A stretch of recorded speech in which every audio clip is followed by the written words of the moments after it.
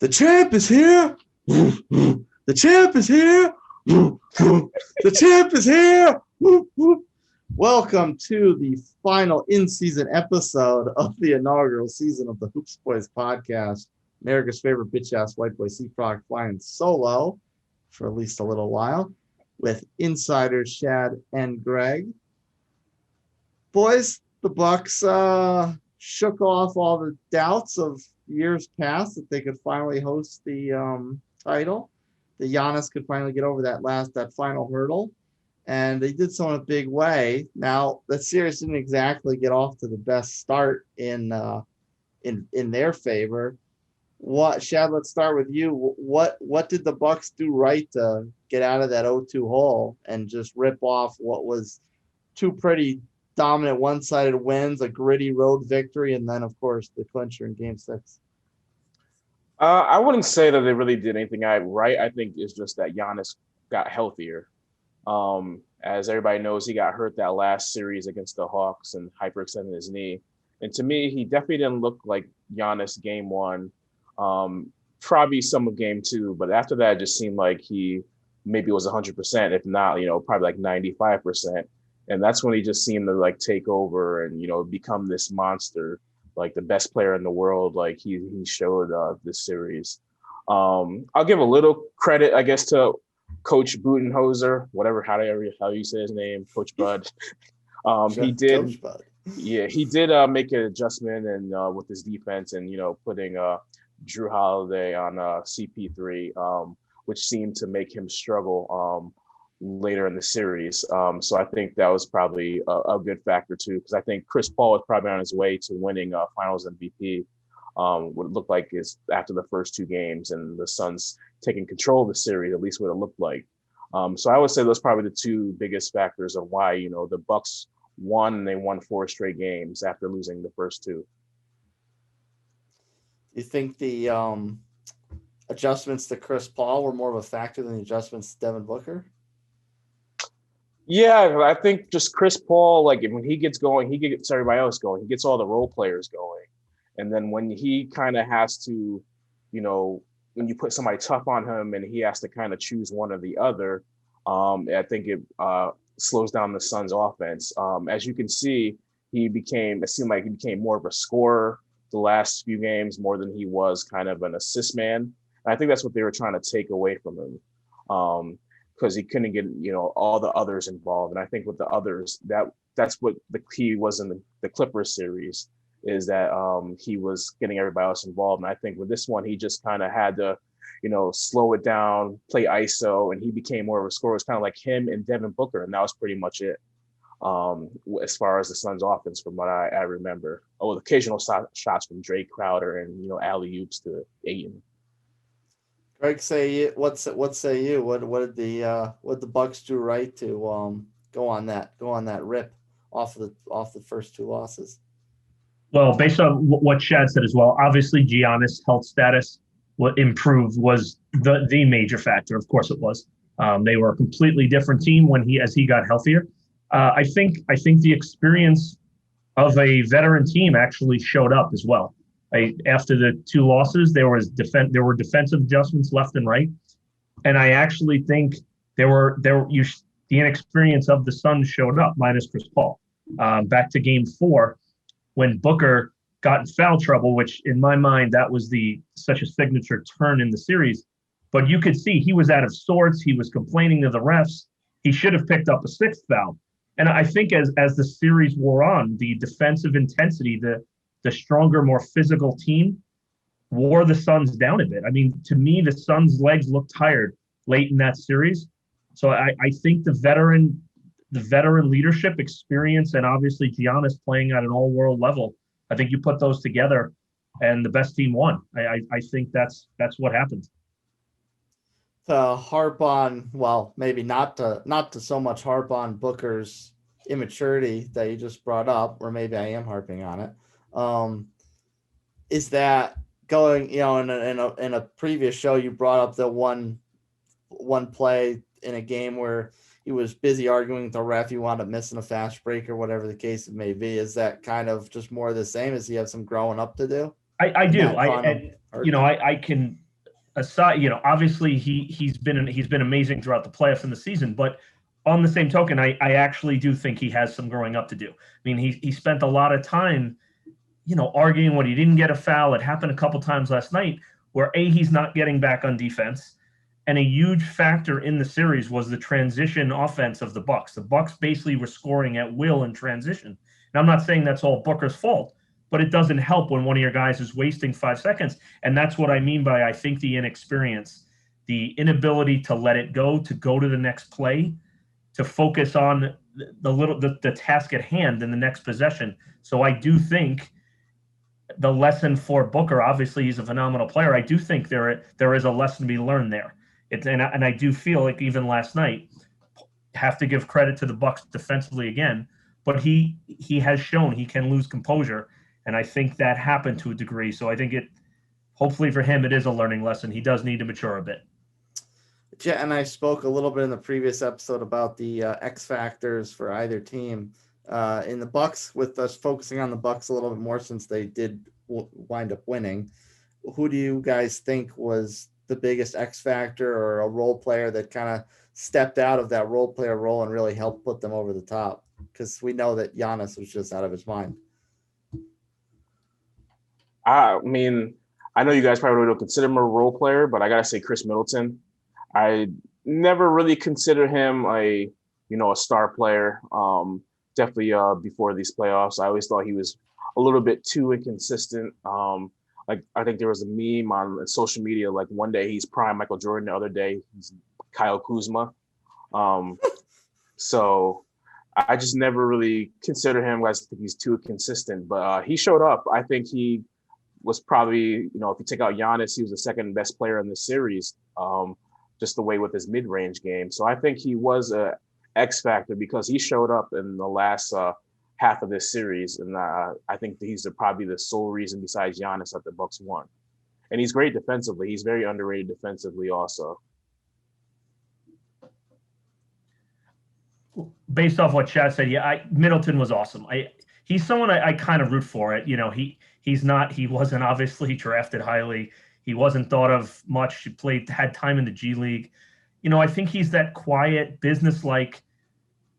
I guess you kind of can call him a superstar. I mean, he was amazing, and they alluded to, even in this series, as good as Giannis was, when they needed a basket late in the game, many times Middleton was the guy with the ball in his hands.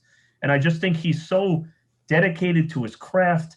I think he's a perfect example, role model of how a lot of NBA young players, speaking of maturing, look at Chris Middleton. How high he's built himself up, does everything right, purely team oriented. And I think it's just fantastic. A guy like him, you have to put him in that level of superstar. Now, the guy was amazing. The other thing I would add to that is I think it was a difference was Bobby Portis. And Portis pretty much got torched, lambasted by his own coach for his defense early in the series. And Portis just kind of embodied the Midwestern Milwaukee toughness. Like, the city loves him. He brought an energy. He brought a ferociousness, and just, he added some big time minutes on both ends of the floor. And I think Bobby was a factor that brought energy and life to that team, aside from the superstar. So I think he played a big role as well. And to double or maybe even triple down on Middleton, I am definitely a believer that has a little bit of superstar status. Like, going into the season, I really want to see him make an All-NBA team this year, because he's kind of been a little lackluster on awards in his career, and I did want to see that happen. Obviously it didn't, but he's a phenomenal defender. He put up incredible numbers this year. He's just an ever-evolving scorer. So yes, I am also a big fan of Chris Middleton. But Bobby Portis and another guy, Connaughton, their toughness, that adds an element to the team, and then that's also of feeding off of the defensive leadership of Giannis, of Middleton, of Drew Holiday, etc. Connaughton gets on my nerves. I don't know, for some reason he's just annoys the hell out of me. I don't know. It's like his facial expressions, the way he plays. He just is one of the guys. He reminds me of like a Matthew Dellavedova, just somebody I would just hate to have play against for some reason. I don't know what it is. He's never done anything terrible in my book, but he's just one of those guys who I just feel like gets on my nerves. You know what? I'm going to give Connaughton a little props here, and here's why. Connaughton's role for a number of years was strictly a shooter, and when he couldn't shoot, he basically was useless. Connaughton did things in the series in the playoffs, and I think embodying what Milwaukee's superstars are, Giannis and Middleton. They're unassuming, they're team oriented. You know, they're kind of unlike the modern day superstar.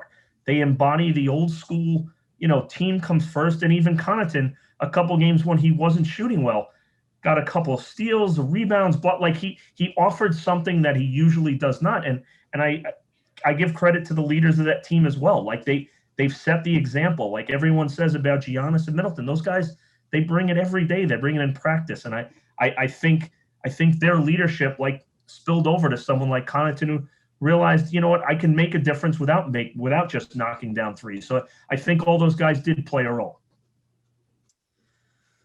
Switching gears back to Giannis, he was the MVP, an incredible series. He got off to a little bit of a slow start scoring-wise in game one, but still had 20 and 17, I believe, coming off of the injury. Put up every game since was incredible. He capped it with the 50-point performance in game 6. Where does his performance stack up in finals history? Where does his performance elevate him to the hierarchy of the stars in the current NBA overall? So where does Giannis fall both in terms of the finals and overall in the league today after this performance, after what he did and after how he capped it? Greg first and Shed. I mean, I think even if he was fully healthy coming into the finals, I think what he did, it puts him at the upper echelon of the entire league. I mean, to have that performance on the biggest stage, even the free throws. I mean, his biggest weakness, teams were trying to foul him. He goes, 17 for 19, I believe, from the line. Incredible performance. And again, it's not just points for him. He did everything, even loose balls that he doesn't get stats for, getting in the lane, switching on defense. Incredible. So, I mean, I think if you take the total package of, offense, defense, everything, rebounding, everything combined, it's hard to say you'd put someone ahead of him right now. That's an epic performance. And again, it's not just the points scored, it's everything involved. He's a leader. He's an excellent player, and he addressed his weaknesses. And I mean, good on him. What a phenomenal performance.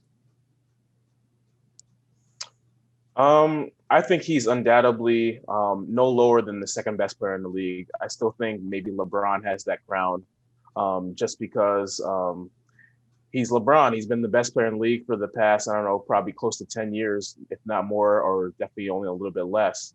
So I think you have to see them play head to head. I think LeBron will be motivated to kind of get back. And LeBron knows it's probably his last maybe year or two to kind of be great and get that next championship or two to kind of catch Michael.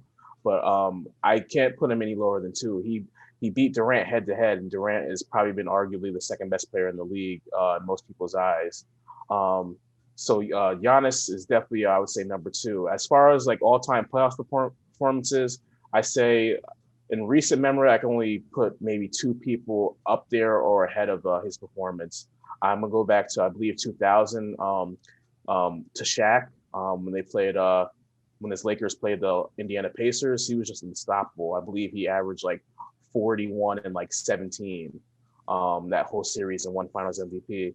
And the other one, I gotta say, LeBron during that 3-1 comeback. Just the way that he, led that Cavaliers team back from the Warriors that were 73-9.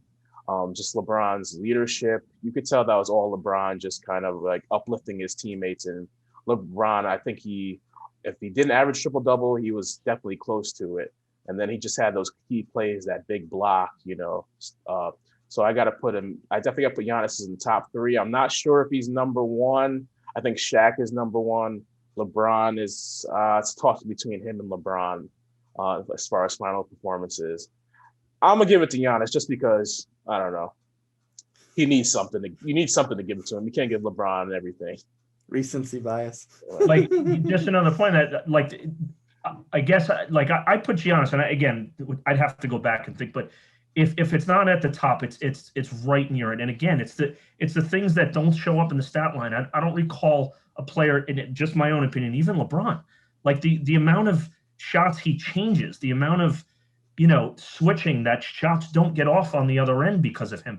That's what I mean. Where like everything he did that didn't even show up in the stat line was incredible. He really changed every possession for Phoenix.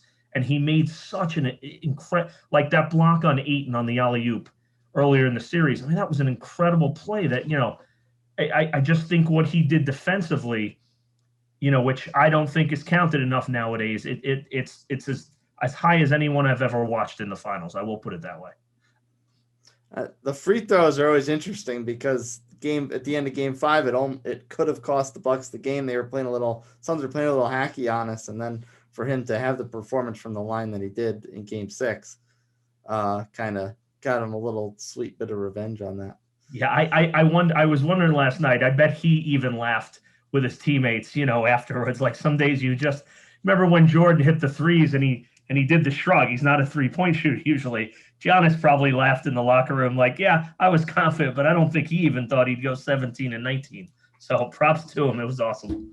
Now, as far as him, the way he affects the game, especially defensively, as far as his evolution as a player, if he even has anything past what he is incredibly already, is his future better off served as playing more of a bigger role in the paint because he's got ball skills, perimeter skills, he can be elusive around traditional big men, or is he more effective growing his perimeter game and just shooting over people, overpowering smaller players, similar to what Durant does, but in a bigger, more physical sense? Either one, you go first. Take it. Me personally, I think he has to get that perimeter game going, just because I think big men tend to, wear down earlier. They probably start wearing down in their early 30s. And a lot of his game is a lot of athleticism. So that's what kind of scares me. If you want to play that big man game, you're definitely going to have to, get some bumps and bruises, and you have to get physical. And I just don't think that lasts, at least in that elite level, once you get to be about 32, 33 past that. If you stay on the perimeter, you could probably play till, I don't know, at least 35, 36, as we've seen, with these guys like LeBron, who's 36, 37, and Carmelo. So it just scares me. I hope he stays healthy. I think being on the perimeter, you will stay healthier instead of, getting beat up. He kind of reminds me of Blake Griffin in a way. I think all of his game is pretty much athleticism. Of course, he's better than Blake Griffin, but I'm just scared, an injury might catch up to him, or just, father time. Because, once you get to be about 30, 31, you're not going to be the most athletic player on the floor anymore. You're going to have to get some kind of skills and other ways to get better. And that's, I think Giannis might be heading that way. I hope not. But that's what seems. He likes, I think probably 80 to 90% of his game is athleticism. So I think he needs to get a gain a perimeter type of game, play a smarter game, and he will probably be like a top 10, top 5 player of all time if he gets that. For me, I don't think Giannis will ever be a great shooter. I think he just needs to be decent to good. And I think, like these finals kind of showed, I love him when he doesn't have the ball in his hands all the time. Like when Middleton has the ball, he's so effective cutting, slashing, putbacks, rebounds. Like he doesn't even need to have the ball in his hands to create his own offense. And again, I don't mean to say like he should be a second option. I just mean the role he's in now with Middleton, or where he's not expected to carry the ball all the time. He just offers so much. And, I believe he's 26 right now. I mean, that could change at a later end, but I think right now, in transition, not having to be ball dominant, I think the role that he kind of played in the finals is, in my opinion, perfectly suited for him. He is athletic enough to, and skilled enough to probably change his game later on. But I think right now what you saw in the finals encapsulate what he's best at. He was scoring 40 plus without even taking the majority of shots in the games.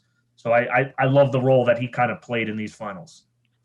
As you guys were talking, I thought of a comparison quick in my head. How do you think he stacks up against Kevin Garnett in his prime? Is he better than that, or is the same type of player? I think he's better than Garnett. Like I said, I think Garnett was mostly just low post player. I think Giannis can kind of do it all. He could play point guard. He could lock down defensively. He's obviously a number one option that can win a championship. Garnett was really never, unless you maybe count him in the Celtics years, where maybe he was a number one, I guess. But I would take Giannis, 10 times out of 10 over Kevin Garnett in his prime, even though they're about the same size and everything. I completely agree. I think the offensive skill set for Giannis is way higher. Garnett would get a lot of points because he can run, he's athletic, but Giannis's athleticism, carrying the ball in the paint, 3 steps, I think it's a total class above Garnett offensively. And I think Garnett never had to be the man offensively. Even when the title was pretty much Paul Pierce. For as good as Garnett was, I don't put him in the same stratosphere as Giannis. Giannis offers way more offensively in my mind. Maybe better than the Minnesota days. He was the first player to average 20, 10, and 5 since Larry Bird. Yeah, I mean, just my opinion. I don't want to say they're soft garbage stats. It's not like they're not. Minnesota, I mean, someone's going to get the majority of shots in Minnesota. I like Garnett. I'm not disparaging him one bit, but I don't see the offensive skill set even close to what Giannis offers. I don't. And the other factor is as good as Garnett was defensively, what Chad just said, Giannis he can literally guard every position on the court, including point guard, which he did. He guarded Booker, he guarded Paul. So I mean, his length and athleticism, I think, is pretty much unmatched on the defensive end. You guys didn't think the same thing applied to Garnett, though? Garnett guarded point guards. I'm going G. I just don't think he was as good on offense as Giannis was. I don't think he would average like 35, 40 points in the series in the playoffs if he had to. I think Garnett was he was a B scorer. He wasn't an A scorer. I think Giannis he could probably get 40 every game, but I think a lot of it's athleticism. I think Garnett probably had more skill, but I mean, like I said, 10 times out of 10, I'm taking Giannis just because he could dominate the game in so many ways. And I think Garnett was great, but he didn't dominate in so many ways as Giannis. Now, pushing Shad's point from earlier about hierarchy of the league and maybe whether or not Giannis is leapfrog LeBron or not. What do we think of the Bucks going into next year as their chances to repeat? Giannis is locked up long term. Middleton has 3 years left. Jrue Holiday has 4 years left. Brook Lopez has a couple of years left. Connaughton has a couple of years left. So a lot of the core is still going to be there. Are the champs going in far and away favorites to win? Are the Nets still in there? Or are the Lakers going to come back? Who wants it? Oh hell no! This is probably going to be Giannis's only ring for a while. I think the chips fell. The dominoes fell where they needed to this year. I feel like their only tough matchup in the playoffs in the Eastern Conference was against the Nets, and the Nets were, a injured team. I think, which seemed like just about every contender in the NBA, had a bunch of injuries, and Milwaukee was kind of like the last man standing. I think Philadelphia, they make some moves to get better. I think Boston comes back. They have better team chemistry. I think Brooklyn, of course, they get their big 3 back. I think in the West, LeBron, he's gonna recruit and probably get a big time player, and plus they'll have AD back. The Clippers, I think Kawhi will either come back or they'll get traded and get somebody. Denver will get, Jamal Murray back. I just think there was, like I said, too many dominoes fell correctly for the Milwaukee team. And I think even if everybody was healthy in the league, I think Milwaukee's probably a top 5 favorite, but they're definitely not going to be number 1. I think they're probably like maybe 4th or 5th team I would bet on to, win the championship for next year. If everything stays status quo with, how teams are now, and I bank on people coming back from injuries. I would put them definitely. What Chad said, I'd put them top 5. I'm a little higher on them than you are, but here's actually why. And I agree with you. And we talked about this months back. Why I didn't think the Nets would win. Why did I think they would stay healthy all playoffs when they hadn't all year? I kind of feel the same going forward. Milwaukee's core is younger. They're just younger than the other. Like I would agree, Brooklyn. You go the Lakers, but I have no confidence whatsoever those teams, even next year, their main pieces stay healthy. So I don't think they're an overwhelming favorite by any means, but I do think top 3, top 4. And I think that'll be determined health-wise and what teams look like going into the postseason next year. But I have to keep them right there because their core is young, and obviously this experience will help them going forward. Thanks, fellas. Join us when we come back. We're going to flip the coin on the other side and talk a little about what went wrong with the Phoenix Suns and what's ahead for Chris Paul and company. Keep it right here, Hoops Boys Podcast. Swish.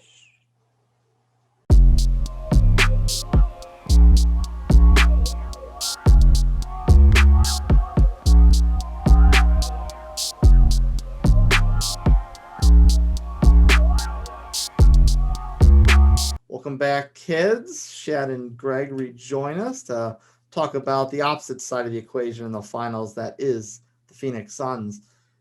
Boys, where do the Suns go from here? As we touched on in the previous segment, Booker's still got a lot of growing up to do. Chris Paul played his heart out, but he's not getting any younger. DeAndre Ayton was very up and down. Not a lot of big scoring performances. Shooting was a little all over the place. Jay Crowder had a good series overall, but it's also Jay Crowder. If you're expecting him to be, your next scorer down, you're probably got a problem. Mikal Bridges, you don't know how much he is past a role player. The Cameron boys are right now probably nothing more than role players. Where do we go? Where are the Suns going from here? Shad, take it first. Me personally, I think this was the Suns' shot to win the title for the next couple of years. So I would strike while the iron is hot and trade CP3. I would trade him. I know somebody like the Lakers would probably take him. For like a Kuzma or Harrell or like Horton Tucker or somebody, or like maybe like 2 out of those 3 players. Or all 3. Maybe all 3, possibly. Caruso, somebody like that. I just think, like I said, I mentioned this earlier with the Bucks. I just think this is just a good year for like teams like that to pop up due to all the injuries that took place. And I don't think you're ever gonna have a season like that ever again. Suns were definitely underdog team. They were one of the teams that remained healthy throughout the playoffs with besides like a few things here and there with CP3. I just think it's a sell high team. Please, I would trade CP3 and get some younger players and get a younger core. And you're probably not going to win next year, maybe not the year after, but you'll have great players to go forward once these teams start to get older, like the Nets start getting older, the Lakers start getting older. These kind of powerhouse teams that have been over the past couple of years. So that's where I would go. I know I'm in the minority about that. I know people are going to say, keep it together. You're so close. You're 2 games away. But I think that's probably as close as you're going to get in the next couple of years, just because everything went right this year. So I say kind of trade CP3. Even if you kept him, you probably, if I had to bet money, I would say you don't get out of the first round next year. Unless there's injuries again. I don't think they're a top team in the West with everybody healthy. So I would say this year was kind of fool's gold for me. So take advantage, fool somebody, trade, maybe get a Ben Simmons or somebody, and get out while before the police come while you're robbing this bank. Good metaphor. For me, it's twofold here. So I'm trying to avoid the recency effect, right? If we obviously the finals just ended, there's disappointment. They were up 2-0 and lost. On the flip side, like I'm trying to look at the glass half full here. This was a team. It was a miraculous season. They were out of the playoffs last year. How many teams in the NBA, whether things break right, go from out of the playoffs to legit at 2 wins away from winning the NBA championship. So I think long term, they're in very good shape. I mean, I think, take the last few games away, Ayton, Booker, Mikal Bridges, Cameron Johnson, all those guys, like those guys are going to be good players in the league. I'm convinced they are. So I think the long-term prospects are fine with them. On the other side, I agree with, I don't think they're getting back to the finals next year. But again, I can't view that as like such a huge disappointment. I think they maximized what they had this year. The Chris Paul decision is a big one, because I think to assume that he stays healthy again, I can't assume that. He's obviously on the downside. That's not to cut on him. I don't mean he even had a good game 6, but they have a decision too. Cameron Payne's a free agent. So the point is, I wouldn't feel confident about the Suns going into the season. They're probably not going to be able to sign both. And not that Cameron Payne is, a superstar, but he's a very good player and he provided invaluable minutes for them when CP3 was out, or sometimes just with him. So I think for like next year, I agree in the sense that I don't see them going back to the finals, but I think the future is bright for them regardless. They just jumped the gun a little bit this year, but I don't see any reason why that core, they'll only get better, younger, mature. Within the next 3-4 years, I could see them right back there again. I do think an immediate step backwards, as just because they maximized their potential this year. But the point guard decision is a big one. I think if Paul comes back, they probably have a good season again, but don't reach the same level.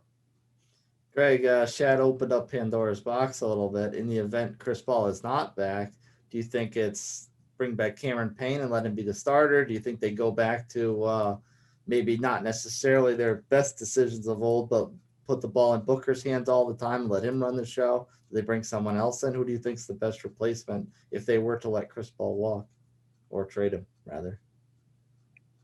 Ben Simmons. I think they could fool Philly. Be like, hey, take CP3. You see what he did this year? He could do that with your 76ers. You were like a 1 game away from reaching the conference finals. It's because Ben Simmons can shoot. Give us Ben Simmons. He has no future. He's damaged goods. And I think he could, trick the 76ers into trading Ben Simmons for CP3. And I think that would be an excellent, kind of young core for the Suns if that ever happened. I'm not. He's not the same player. The Cameron Payne decision to me is actually a really big one, because I believe Paul's contract is $40+ million, if I'm correct, for next year. If he basically opts in, which everyone's unsure at this point, they probably can't afford Payne. And so this is where it's tough for me, because they have to have a plan for a valuable backup in that case, because I don't think Booker with the ball all the time is the right move personally. I think as a 2, he's perfectly suited. The pressure is off of him to carry the ball all the time, gives him better legs later in the game to shoot. So this is a really tough one for the Suns, because like I said, I do really think Payne is a decent player. I'm not saying he's my number 1 point guard, but if Paul does come back, they need a quote unquote backup plan, because Paul is not going to play. Don't forget too, this was also somewhat of a shorter season. Next year is going to be a longer season, more games. They're going to need some kind of plan in place. Speaking of Chris Paul's future, we had a little bit of a topic the other night off air. Is this Chris Paul's last shot at a ring? Was this his last shot at a ring? Did it kind of poof goes the dynamite, or is, whether it's with Phoenix or somebody else, does he have another shot to lift himself into the rarefied air he's been seeking for a long time? I don't think this is his last shot. I think he's going to ring chase. I think he's going to probably most likely be with the Lakers next year somehow, whether it's a sign and trade or just a plain old signing with the Lakers. And he's gonna ring chase from here on out. I think he has probably about 2 or 3 years left. It wasn't his last shot. It's probably his last real shot as kind of being like the star guy on the team, yes. but I think he's going to do like, that Gary Payton type of route where he's still going to be the starter, go to a championship team and, just ride the coattails of somebody.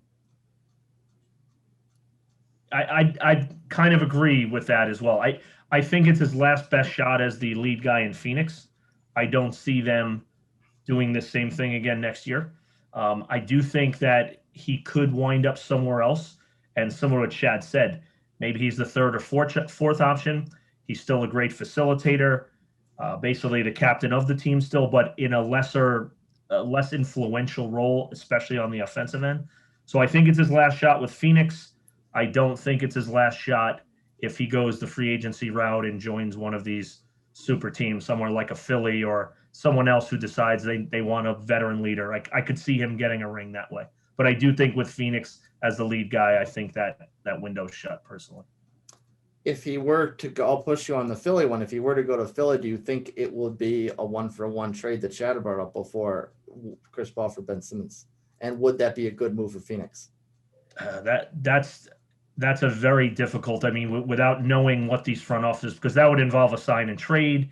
If he doesn't opt in, well, let's put it this way: if he opts in, I mean, they'd have to move a ton of money. So the Philly would have to back. So, for instance, you must have to have like a Simmons. You'd have to have big contracts. It's tough to say what Paul's going to do, though. I mean, it's tough to turn up $40 million, obviously, but there probably is a chance he could get a 3-year deal at more than that. So if he does opt out, then he's a free agent. Then it's just money. It's not assets anymore. It's just who has the cap room, and there'll be a lot of finagling with that. But big decision for sure. What do you guys think is the next step to develop, regardless of whether Paul's there or not? Is the next step to develop Ayton and Booker? Is Booker just a matter of getting his head right and making him act like an older player? He's been in the league long enough now. Is Ayton kind of hit a ceiling a little bit? There's not too much more room to grow, or can he just be this really dominant Joel Embiid type big man and he hasn't remotely hit his cap?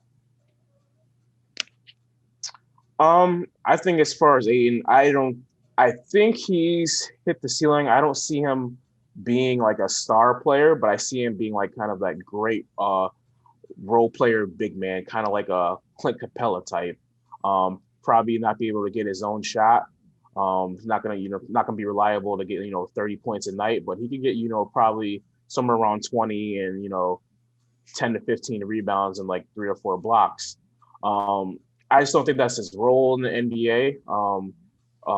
Especially because he doesn't seem to have the offensive skill that a lot of these, quote unquote, big men have today, where they just handle the ball and everything like that. And he doesn't need to. They got Booker and a bunch of other young wings. I think he's going to be just a superstar role player who needs kind of to be set up for a lot of his shots, his offense.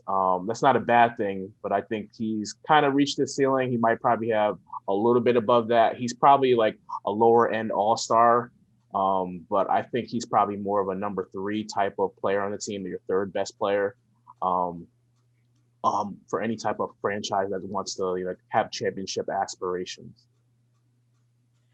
I'm going to differ with Chad on this one. I think for him, Booker obviously has pretty much taken the next step. I think Ayton's just scratching the surface. I mean, he's still learning the game, period. He's still learning basketball, period.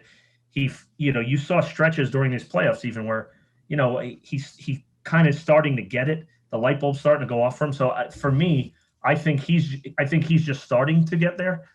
Where I think Booker, and again, if I back up a second, like these guys took a quantum leap this year, right? So I can't make a judgment just off, they played 4 bad games to the champs. Like they made a quantum leap. So I think, how many teams in our lifetime, teams go through this. They don't just show up and win the NBA title. The Bulls, Jordan lost for years. The Pistons, they came. I think this is part of the progression myself.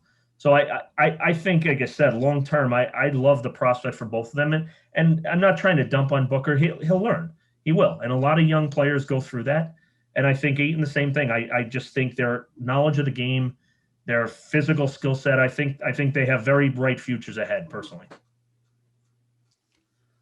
Boys, we're having a good time. Why don't you come back for one more segment and we'll break out our crystal balls and forecast who are the other teams and players who might make things a little more interesting in the NBA next year. Keep it right here, Hoops Boys Podcast.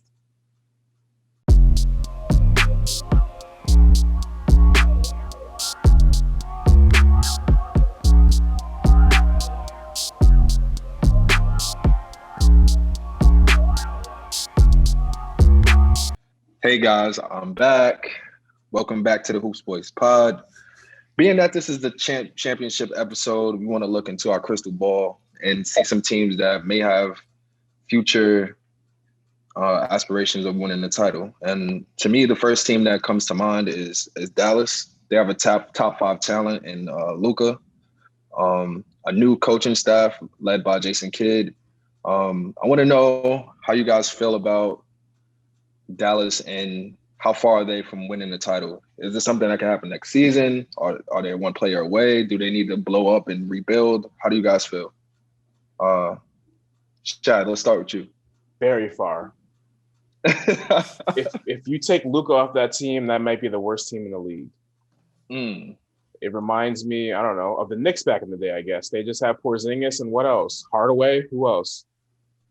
It's it feels like Luka has to do everything. I think they're probably one star player in a way and probably at least like 2 other role players.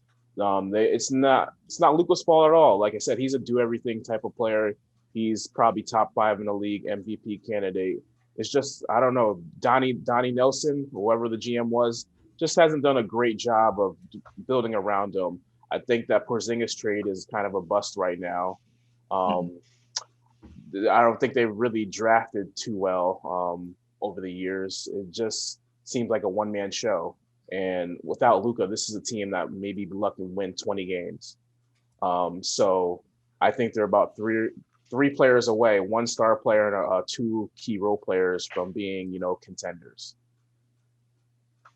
I respect that. Greg, how you feel about Dallas? Well, I think in Dallas's case, I think the old adage, sometimes you need to take a step backwards to take 2 forwards. I think it's apparent at this point. And Porzingis, if you've been following in the media, he hasn't stopped talking to outlets in Europe, all over the place, how he's complaining he was underutilized in pick and rolls. He wasn't even involved. So I think the Porzingis Doncic combo is not working out as planned. And I don't get the feeling that it's going to. I think they may be beyond repair with that. And also Porzingis, again, when the Knicks traded him, the concern was, yes, Dallas obviously got the best player, but he never stays healthy fully either. I don't envision that. So another little sidebar to that, who actually, like if you followed them this year, gave them huge minutes, is Jalen Brunson might leave. Jalen Brunson contract is up. And like he supplied a lot of secondary offense, either when Luka was hurt or basically playing as a 2. So if they don't bring Brunson back, which isn't a guarantee, I think they're going to have to. I don't want to say blow it up. Obviously, Luka's the star to build around. He's the cornerstone, no doubt about it. But I think they're going to need a major shakeup. As far as Porzingis goes, not just from a Dallas perspective, but from an overall perspective, is it just time to give up for the league, just to give up on him in general? Because you would think if it was going to work out anywhere, it would be in Dallas. You'd think he'd be the perfect complement to play with Luka. Is just like you were saying, he's distracted, he's talking to the media. Is it just time for not only the Dallas just to cut ties and let him go, but just the league in general? Well, I don't think I think the days of a max contract for him are over. I think Porzingis, if you put him in the right role as almost a third option or in a different role, he's definitely still, he's super talented and but I would not bank on him being, again, your second max superstar. So I think if I'm any team in the league, there's no way I would give him that. But I definitely think if he, and Kristaps has been immature. He was leaking stuff to the media in New York. He needs to grow up as well. So, I think if in a different situation, where he goes to a more veteran leader, Luka's obviously a great, young leader, but he's young as well. I think in the right position, he can be a valuable player, but definitely not he's not someone I would even consider maxing ever again. No, like I said, I don't think I agree with Greg. He's not out the league. He's not, like he's a troublemaker like that. He's got plenty of talent. I don't think he's a star player anymore. I don't think he's all-star caliber either. He's probably like the third or fourth option you will want on the team. His maturity, as far as what Greg was saying, leaking stuff to the media, just always seems to be in the media for some reason or not. I think if you keep him as number two, your team's going to be terrible, or even a one. You're going to be like the worst team in the league. He just doesn't have it. He's always injured. I think his best days are kind of behind him, even though he's not terribly old. It just maybe seems, father time and injuries that's caught up to him. And just his maturity, maybe will keep him out the league, we'll get him out the league earlier than anticipated. Maybe when the time he's like 32, 33, people get tired of him. He has that Terrell Owens factor, and people just get, you need to go because you're just causing too much drama around here. 4 years max anywhere he goes, and then you're out. That's crazy. To tying back to earlier conversations we had regarding a potential, like if Damian Lillard and Ben Simmons wound up being in a blockbuster for each other, even if that didn't happen, what are the forecasts next year for the Trailblazers and the Sixers? Are they both legit title contenders? Do they still have work to do? Is one in better shape than the other, or neither one of them in good shape? What's going on with Portland and Philly? I believe this is Portland's last chance. I think I said this in an early episode, but I think you give it one more year of what Dame in Portland. Try to maybe get a veteran free agent or two that could help out, particularly on the defensive end, and maybe a third type of scorer other than like a Melo or somebody.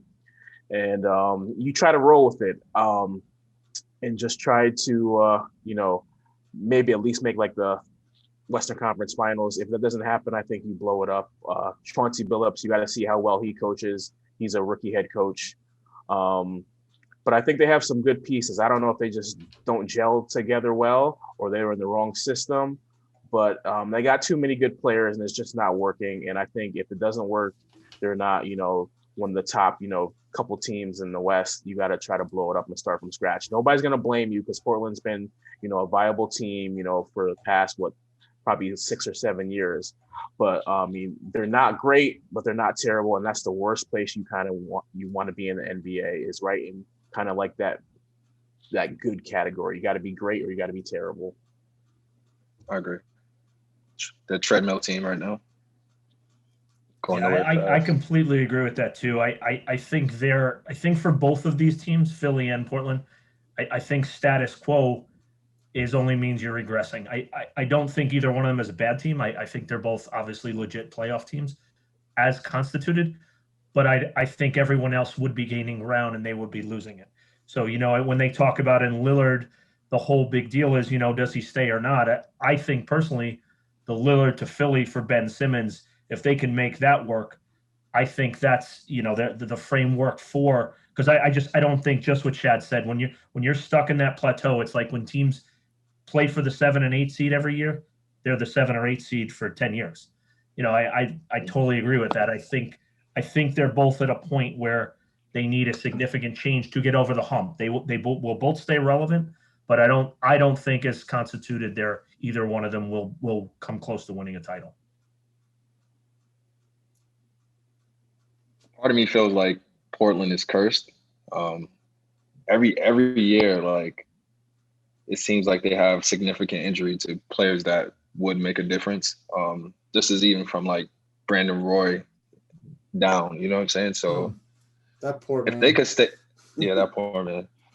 If they could stay healthy, I really feel like they can make noise. But if history holds true, who's to say that Nurkic won't get hurt again, or Zach Collins, who hasn't played in 2 years? You know what I'm saying? Like, it's just things like this keep constantly happening, and they do have the pieces there to make a title run, but the way I see it, I don't know. I don't know if Dame is if he starts the season there, I don't think he'll be there by the trade deadline.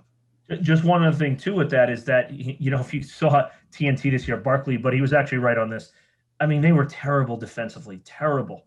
So Lillard, was carrying them on his back some games, and my point is how much he can't go much higher than the level he's at, in my opinion, right? Mm-hmm. There's not like you can see, oh, he's phenomenal as is. So, I mean, if they have to improve around him, you can't give up the amount of points they did. You can't outscore teams giving up 120 a game. So I think there are issues there. No, for sure. And they did try to bring in players like Derek Jones Jr. and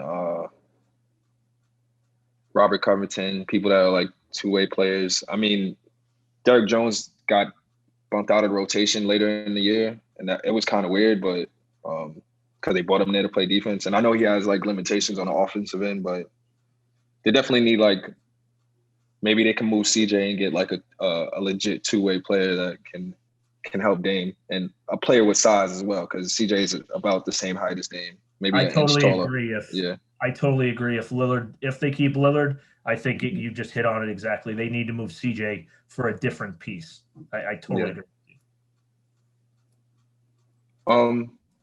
Another team that I want to mention that may be close to a title is someone that, as a team that already has won titles in this league, is the Golden State Warriors. They're looking to get Klay Thompson back. Steph and Draymond, they're still there. They have Wiseman. This team is very interesting. They also have a high draft pick this year as well. So how do you feel about Golden State and their ceiling? Are they going to be right back in title contention this year? Do they need a year for Klay to get right? Are they going to move Klay? Like it's a lot of variables there. Are they going to move the pick that they have? Since I went to Shad for my first question, Greg, I'm going to ask you. I think they're the most fascinating team in the landscape in the offseason. So they actually have two picks. They have the 7 and the 14. So the question is for them, are they going to use these picks? There's talk that they may package those picks with Wiseman to land a superstar. I have no idea the rumors about this, but just like a Ben Simmons or, I think they're fascinating because they can go in so many different directions right now. So the draft for them, that core will be there, but we don't even know if Wiseman will be there. They may keep the picks. So I think they're going to add enough one way or the other that I think Vegas, we were just talking about it, they have them listed as a top 5 favorite already to win the title.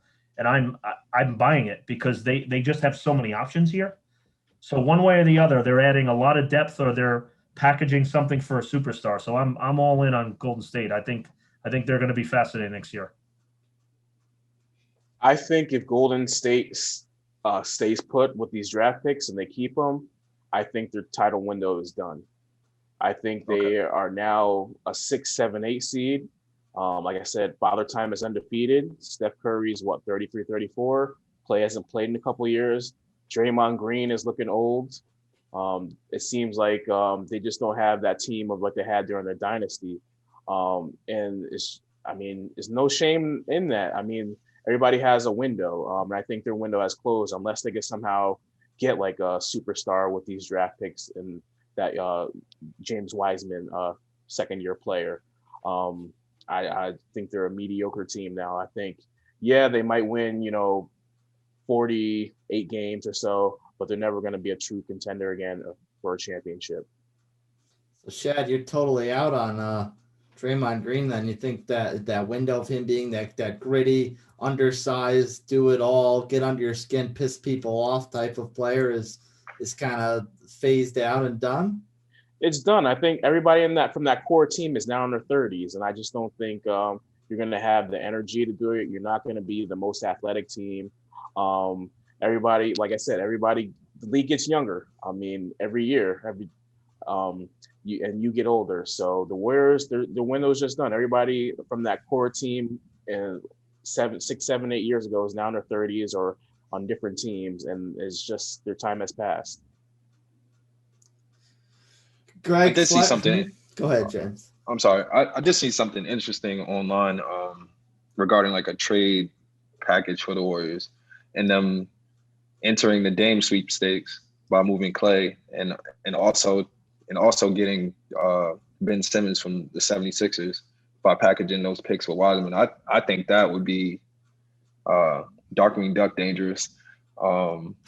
If they could make that work somehow.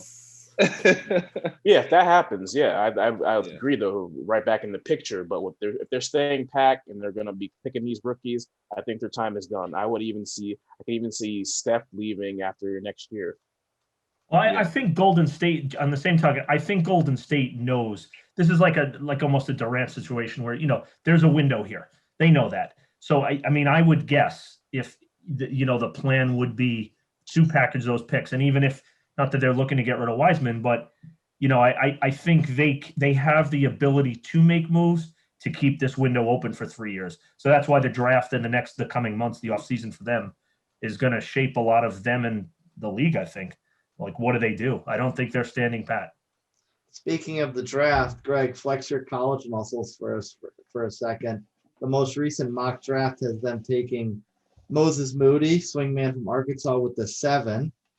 And then at 14, Chris Duarte, another swingman out of Oregon. Are either of them good players to fit what Golden State does? Yeah, I would say Duarte more so. He's more in the defensive end. Moody's more of a scorer per se. So I don't see that one as much.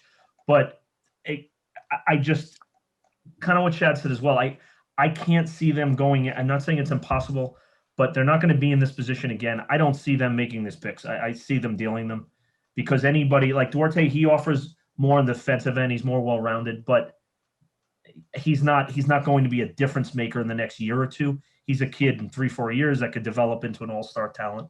So I'm not buying the draft, the mock drafts for them because I don't think they're keeping these picks at all. I know I wouldn't.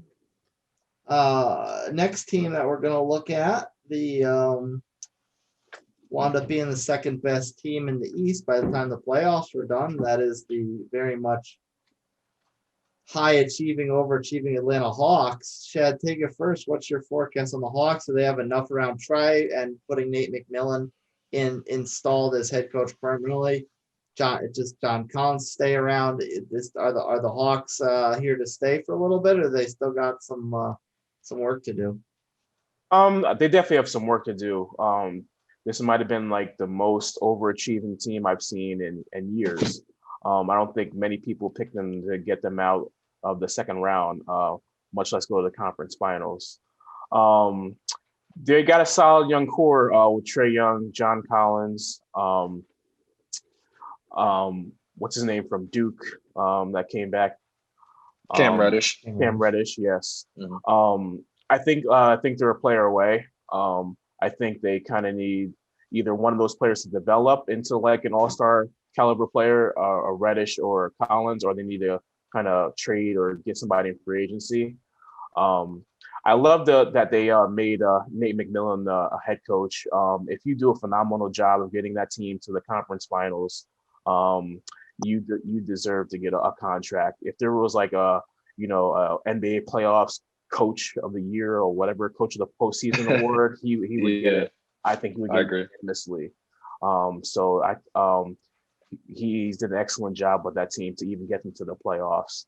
Because most people were predicting them they wouldn't even make it, and it didn't look like it before he was hired as an interim head coach. I'm kind of torn on the John Collins. I see him being good, but do I see him being like a second option on like a contender type of team? I'm not sure about that. That's where I wouldn't give him a max contract. I know there's a team out there who's going to want to give him $30+ million. I don't know if I would do that.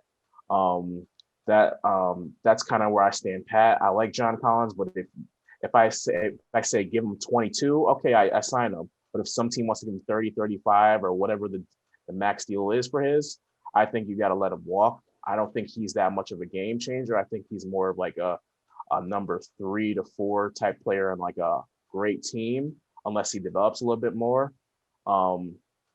but he's a good player. I would say he's a borderline all-star. Um, that's all I've got to say about the Hawks.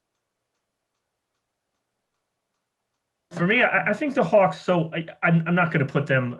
I think they little over exceeded their obviously their expectations this year. But I still think they've, if I can put it, I think they've entered the upper echelon of the East. So if I looked at the East going forward, I think they've taken a step. So even though they were the 5 seed, obviously our Knicks were the 4. I don't think any of us really thought the Knicks were better than the Hawks. So I think the Hawks, put them at the lower end of the group with Boston, Philly. I expect Boston to bounce back. Boston, Philly, Miami, Milwaukee. So I think they've taken a step up to where I'd be pretty certain they're almost a definite playoff team, and they have room to grow. So I think the arrow's pointing up, but they still need to make changes. I don't think this is going to be a monumental there in the finals next year either. But I think they have taken a step, in my opinion.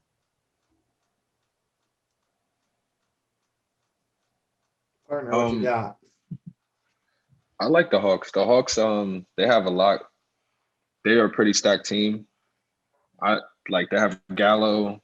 Like you said, Cam Reddish was playing really well before he got injured. John Collins, like you said, we don't know what he's going to do in free agency, or if they're going to want to pay him what he's looking for. They got Bogey from the Kings. He played really well for them before he got injured, and I think that was a main reason why they had a hard time with Milwaukee. But yeah, it's going to be interesting to see what Atlanta does. It's hard for me to talk about Atlanta because they bumped our beloved Knicks. And that's kind of who I want to talk about next. What do you guys think is next for the Knicks?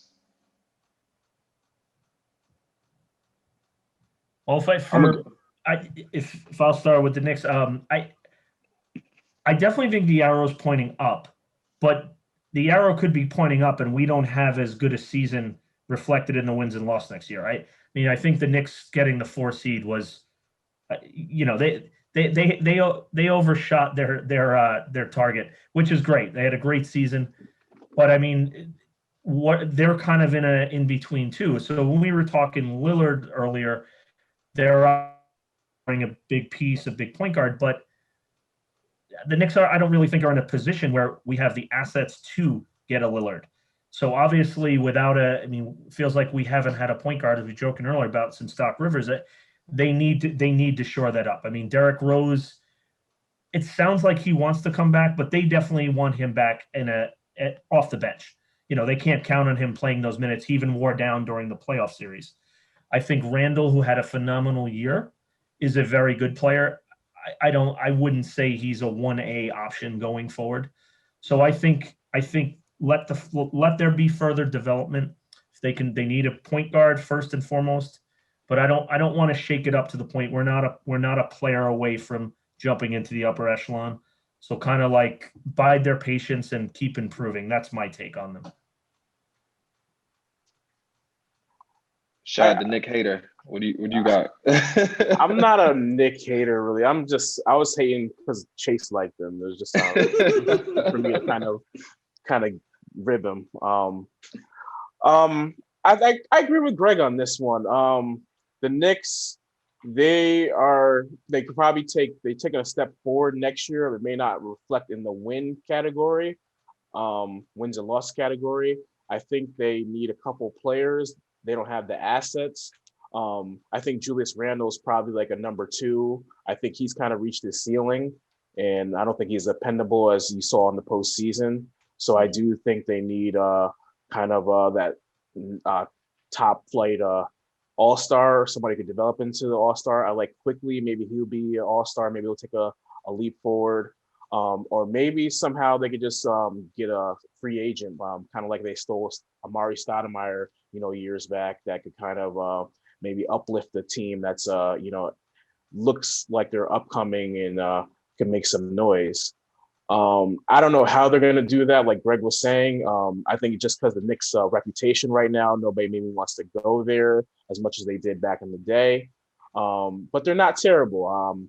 I give the Knicks credit. They outperformed what I thought they would do this year. They got a great coach in Thibodeau. They just need to keep this trajectory up. They can't take any steps backwards to the same old Knicks of years past. One last thing too that I thought of. So part of why the Knicks were so good last year, and it's a blessing and a curse. So for the first time in ages, they're not bogged down by the salary cap. But on the flip side, a number of players who played valuable roles for the Knicks last year were on one-year contracts. So Right. there's a lot of we really don't know what the Knicks roster is going to look like this year, other than Quickly, Barrett, Randall, and those are good pieces. But they literally have over 50% of the team who we have no idea what they're doing. So the draft is crucial to them, and they have to get a point guard. I agree. Are there any more dark horses we didn't touch on that you guys want to bring up? Chad first and Greg. As far as a dark horse, I want to bring up the Minnesota Timberwolves. They've been underachieving since forever. I think they had one playoff season with Jimmy Butler a few years back. Other than that, it seems like they've been like the worst team in the West. But I think this is the year that they get it together. I see them having a great core with Karl Anthony Towns, with Anthony Edwards, and crew. I just think they just needed chemistry, and it seemed like this past year they didn't get that chemistry just because of all the injuries.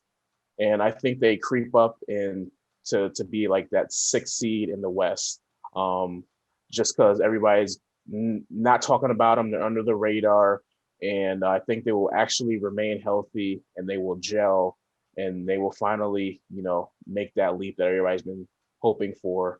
And they've had all these number one picks. It's about damn time these number one picks start doing something, and this team, gets good. 6 is lofty for them. That's out of the play-in tournament. It is, but you gotta aim for the stars, and I think they'll do that. They got to do something because they're capped out and they don't have no picks. So It seems it's gonna be rough over there. Like they're almost cursed. It seems like whatever they do, even when it looks like things are in place, Towns gets hurt, or they appear snake bitten. Yeah. Greg, who's your dark horse? I have to think New Orleans. New Orleans, in my opinion, they so severely underperformed. And listen, that happens. I mean, I'm still trying to take into account, the COVID effects. It wasn't a normal year. And, they obviously young and need improvement, but I can't think a core, of Zion, of, Ingram, even Bledsoe. And then you have a top 10 pick coming. I'd have to think, I have to think that talent is too much to not improve. They obviously took a step backwards last year. And I think like anything they'll learn. Lonzo Ball is a big question, whether he comes back or not.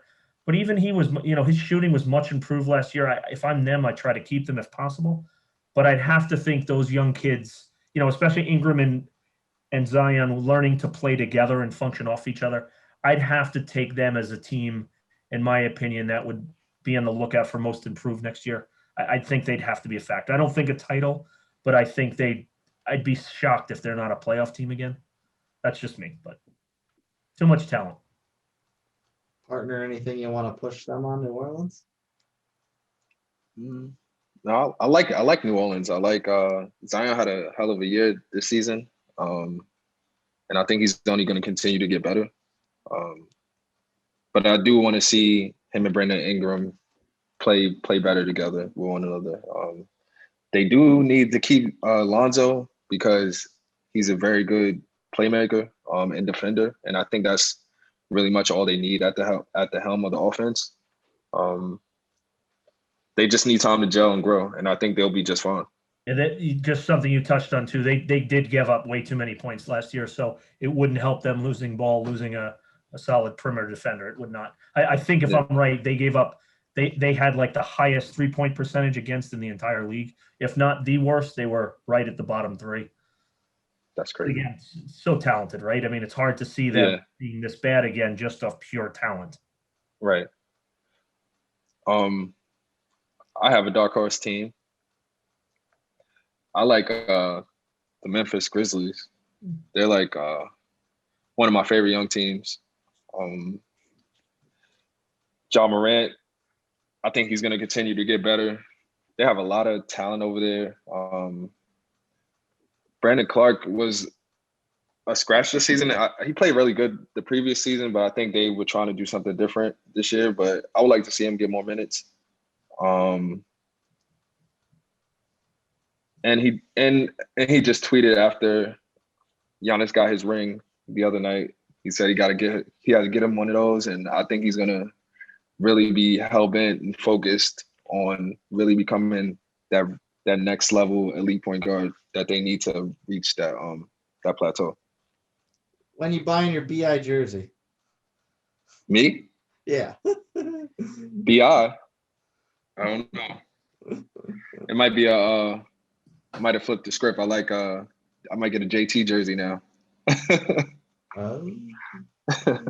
You know what, just on your point with Memphis, I really want to see. So Jaren Jackson, who's had huge injury problems, like I think he's got big time potential. So I'd love to see what they're like if he's able to be healthy with them, because they need him. He could be a big time difference maker.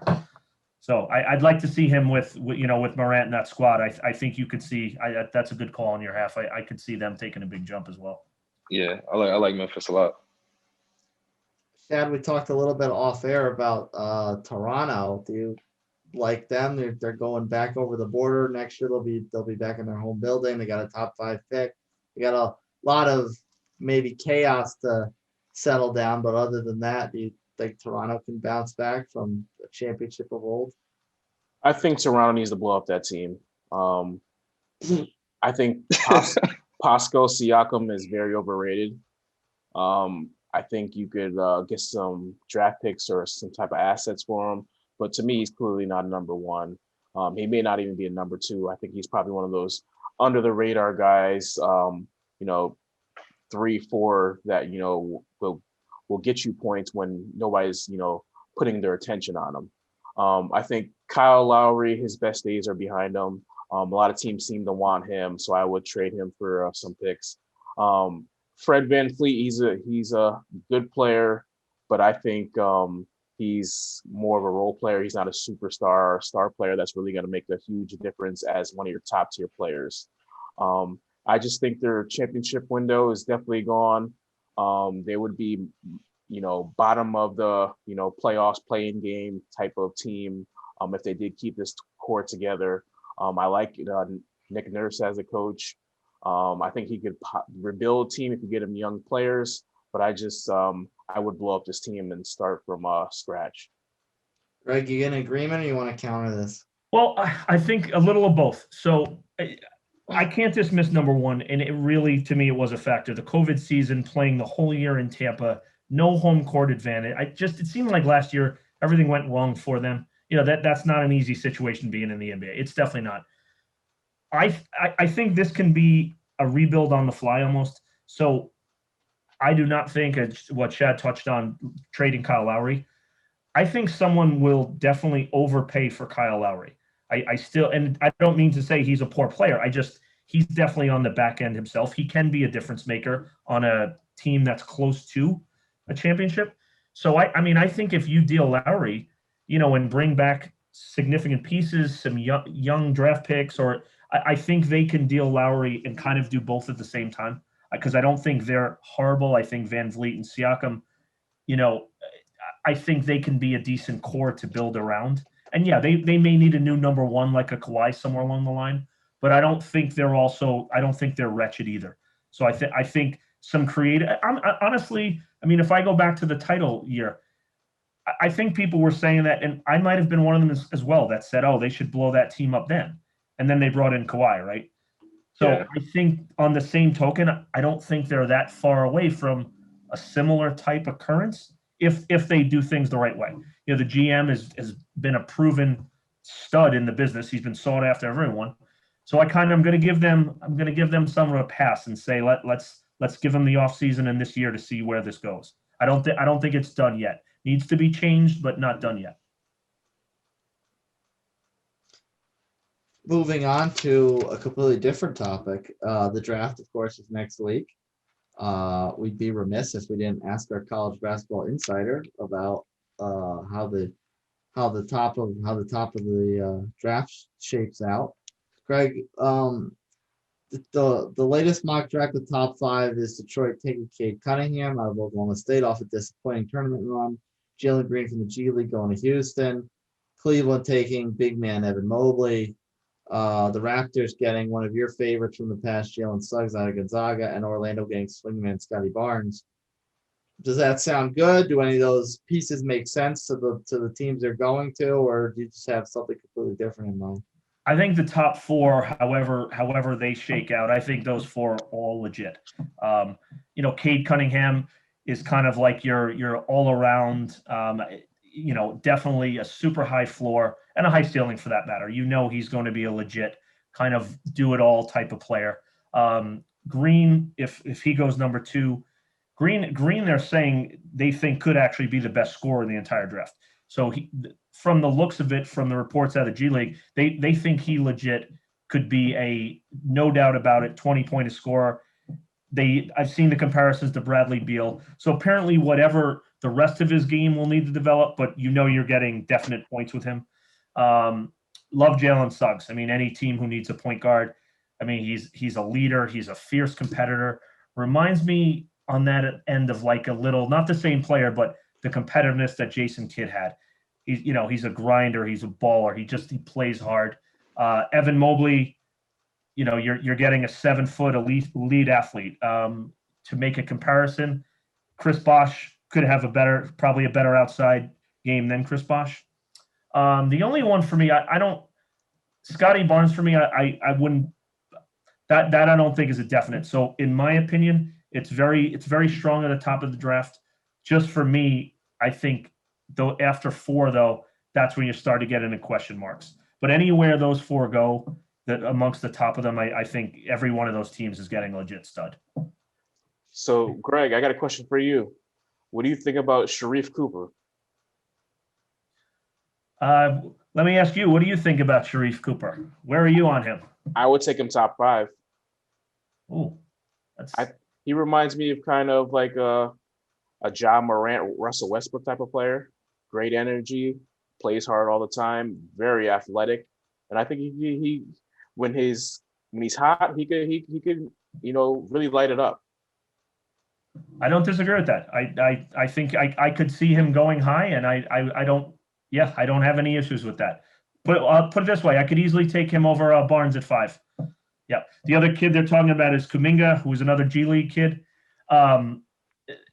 It's hard to say. I mean, none of us, including myself, as much as I watch, didn't get to see a ton of action. Reading off the reports, they say he's a very high floor, high ceiling guy.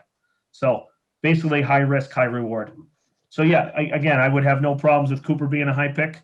But outside, I think those top 4 set in stone, whichever order they go. Do either of you have a dark horse prospect that could fall into a perfect situation with a particular team? I would say Sharif Cooper with the Clippers. I don't know, for some reason, a lot of these mock drafts that I'm seeing have him going late first round. Yeah. To me, he's a star, and that's exactly what the Clippers need, like a star point guard slasher. I think he would pair very well with Paul George and Kawhi Leonard. So I think he can land in a perfect situation if he's projected to go in that late first round right there. I think that'd be an excellent, pick who could, possibly be a star and being a contender on the contender team and maybe even be in the running for Rookie of the Year. Mm. So for me, I think this draft, let me just back up a second. What we talked about Golden State, I think this draft is going to get blown up. I just have the feeling Golden State's going to move these picks. I think you're going to see a ton of movement, and they're going to be the catalyst. But with that being said, I think someone we touched on earlier, James Bouknight, I think if he lands in the right position, I think his game's going to flourish at the NBA level.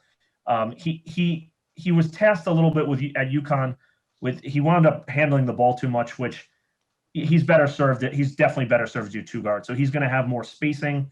He's not going to have double teams. So I think whoever gets Book Knight in the right spot is getting a stud. Davian Mitchell, who you guys remember from Baylor, I think you're getting I think he's another one. He's projected to go probably, I don't know, in the 7 to 12 range.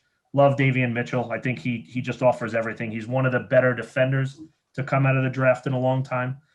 Fierce competitor. I think he's great. Someone else that I'm going to go a little later in the draft that I like is Quentin Grimes.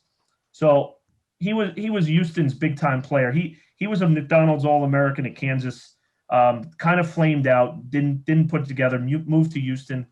He was originally talked as a second rounder, but he shot so well from three and is a lockdown defender that they're talking now even late teens, early 20s. So even for our beloved Knicks, a team that needs shooting, like I actually think someone like that with one of their 2 picks could be an instant difference maker for a team. So that's someone I have an eye on later on in the first round that I think could bring substantial value. What do you guys think of the star from Oral Roberts that keyed their run this past year? Isn't he back in college? Oh, he's not eligible. Well, Matt, he's had a terrible draft cap. I believe he's still in the draft. The problem is he's a high volume shooter, and at the combine he had some of the worst percentages. But regardless, he's a kid. Even if he starts in the G League, to me, there's no doubt about it. In my opinion, he's gonna, even if he's like a 10th man, he's instant offense. So a team can definitely use a guy like that somewhere. So if it's not this year, it may be a year or two. I still want to keep an eye on him. I think you'll see him, doing some things off the bench for an NBA team within the next few years. Partner, anything more you want to squeeze out of our boys about the draft?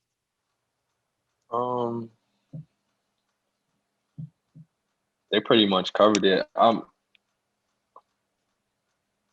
do I've you been hope our following them Knicks up, do? Just. Huh? What do you hope our Knicks do? That's a big question. I just pray that we get a player. That's it. Like, as long as whoever we pick, man, I just hope that they can play on the NBA level, because we need all the help we can get. Yeah, I'm praying point guard. They need a point guard.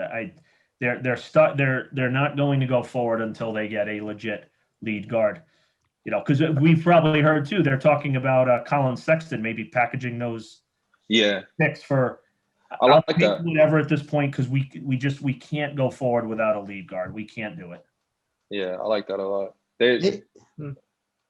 Go ahead. Maybe that's what this mock is aiming for, because the 2 picks, neither one of them's a guard. Yeah, I'm big man. I think because of Golden State again, I think they're going to annihilate this draft. I think draft day is going to be more fun than usual, because I think they are going to be a huge player that I can't see them just sitting pat with those 2 picks. I just can't. We know they know their window is up. They don't have time to develop these kids for 3 years. No, they need to win in the next 3. So I mean, if they make those moves, that everybody moves, they'll be I'm looking forward to the draft more than usual this year because of that. Final thoughts around the table. Shad, Greg, partner. I'm going to give one last hot take to kind of end this session for next season. My kind of, I'll say I guarantee the San Antonio Spurs will fire Greg Popovich. Ooh, wow. Fire. I think the Spurs will miss the playoffs for the 3rd straight year, and I think they'll just come to a mutual agreement, part ways, whatever you want to say. Yeah. Spurs will only win about 30 games, no more than 40 games this year, and they won't make the playoffs. And then I think they'll just want to blow it up and start from scratch in a new image. And Greg Popovich is just too old school to kind of rebuild. And this is just gives everybody an out and just wash their hands of the situation. And I think he, quote unquote, gets fired, parts ways, however you want to say it. But I don't think he's the coach, after next season. Question on that, though. Do you think it's for on-court performance or health and safety protocols with his hair and his beard growing like Shaggy? I mean, I don't think that guy's. Yeah, the latter. I think he's embracing the hippie culture once again. They're probably gonna make him go upstairs though before they fire him. Yeah, that's probably right. I would agree. He'll probably go upstairs. I will. I think my take will be. I think we've seen the last of the Lakers' dominance. I agree. I don't see LeBron getting back to that level. I don't see him staying healthy. I don't like what I'm seeing out of the Lakers period. I don't think they're falling out of the playoffs, but I don't think they're actually a legit title contender come playoff time next year. I think they're done. I agree. And it was kind of like surprising when LeBron basically had like a press conference like, Lakers, please don't trade me. You know what I mean? I love LA. You know what I'm saying? Yeah.